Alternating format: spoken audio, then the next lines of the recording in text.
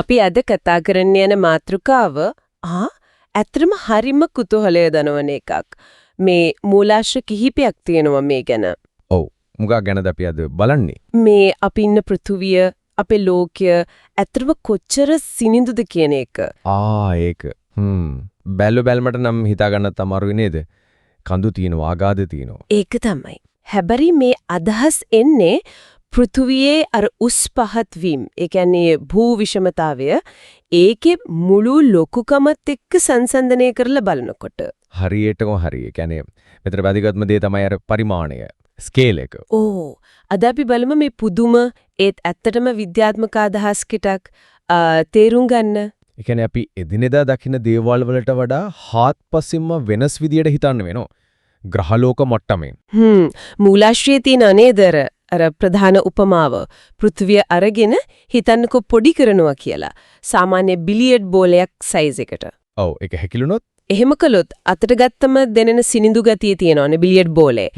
අන්නේ ඒ වගේම තමයිලු පෘථිවි බෝලෙත් ඒක ටිකක් අදාහගන්න තමාරුයි වගේ නේද මුලින්ම. මොකද අපි දන්නවනේ එවරෙස්ට් වගේ කොච්චර ලොකු කඳු තියෙනවද කියලා. ඒක තමයි. ඒ තමයි අර මම කිව්වේ මනුෂ්‍ය පරිමාණය අපිට කඳු කියන්නේ ඉතින් අති විශාල දේවල්. මූලාශ්‍රයේ කියනවා පෘථිවියේ උසම තැන එවරෙස්ට් කන්ද. ගැඹුරුම තැන අර මැරියානා ආගාධය පැසිෆික් සාගරය. ඒ දෙක අතර වෙනස, ඒ කියන්නේ උඩින් ඉඳන් පල්ලෙහාටම සැතපුම් යොලහක් විතරලු නේද?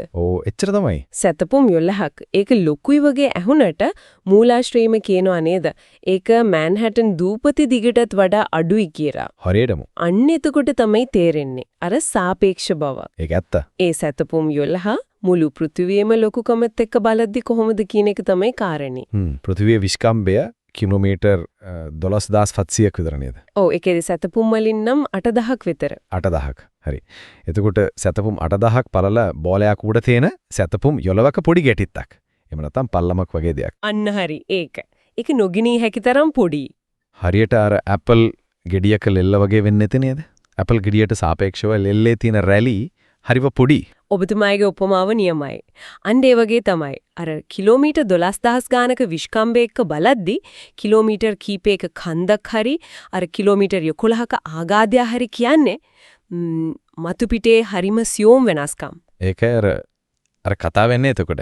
අර පිටසක් වල යෝධයෙක් ගැන කියන එක. යෝධයෙක් ඇවිත් පෘථිවිය අත ගෑවොත් දැනෙන්නේ හරියට පූල් බෝලයක් වගේ සිනිඳුයි කියන එක. ඒක තමයි හාස්‍යජනකයි වගේ පෙනුනට ඒක පරිමාණයේ හැටියට නිවැරදි. ඉතින් මේ ඔක්කොගෙන්ම අපි මොකක්ද අරගන්න ඕනේ? ඇයි මේක දැනගන්න එක වටින්නේ? ප්‍රධානම දේ තමයි අර පරිමාණය අනුව අපේ දැක්ම කොහොම වෙනස් වෙනවද කියන එක. අපිට පේන ලෝකේ කඳු, සාගර කොච්චර ලොකු වුණත් මුළු ග්‍රහලෝකයේම එක්ක බලද්දී වෙනස්කම් හරිම පොඩි. ඉතින් මේකෙන් පෘථිවිය භෞතික ස්වභාවය ගැන වගේම දේවල් දිහා බලන අපේ සාමාන්‍ය විදිහේ සීමාවන් ගැනත් යමක් කියවෙනවා. ඒ කියන්නේ පෘථිවිය වගේ ලොකු දෙයක් හැදෙනකොට ගුරුත්වාකර්ෂණය කොච්චර බලපානවද ඒකේ හැඩයට කියන එකත් මේකෙන් පේනවා. ඒකටත් හොඳ ඉංගියක්. විශාල ස්කන්ධයක් තියෙනකොට ඒ ගුරුත්වාකර්ෂණයම උත්සාහ කරනවා ඒක පුළුවන් තරම් ගෝලාකාර, ඒ කියන්නේ අඩුම ශක්ති මට්ටමේ හැඩයකට ගේන්න.